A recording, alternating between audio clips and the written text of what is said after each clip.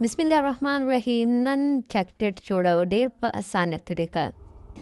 هغې دپاره ما دلته واخیستل یو ګیلاس پی یعنې شیدو او هغې کې ما دلته واچول کورنفلور 2 چمچې. هغه مې پکې واچولو او دلته به تاسو ګیس نه لګوئ. ګیس ورته دې ټایم بند دی. او بیا پکې دلته واچوئ داسې 2 چمچې کوکو پاوډر کوم چې موږ په کیک کې استعمالوو. هماغه کوکو پاوډر پکې دلته 2 چمچې واچوئ. هم پکې دلته 2 چمچې واچول او اوس په دې کې دلته موږ واچوو چیني. چیني چې دغه ما دلته دې کې 1 کپ شیدې نو هغې کې ما 3 چمچې چیني دلته واچوله. هم پکې واچوئ او ښه ښکلي میکس کړئ. بیا دا ټول ښه ښکلي میکس کړئ. بیا ورته لاندې نه لو ګیس ولګوئ او دا په لو ګیس باندې داسې چمچ دې کې همداسې مسلسل چلوئ.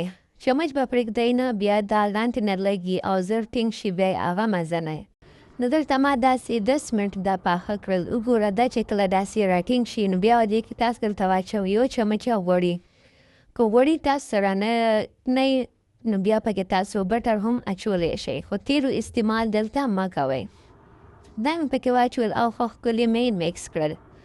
دلته بیا ما داسې 4-5 منټه دا نور هم په لو ګیس باندې پاخه کړل ځکه چې د غوړو خوند پکې پوخ شي.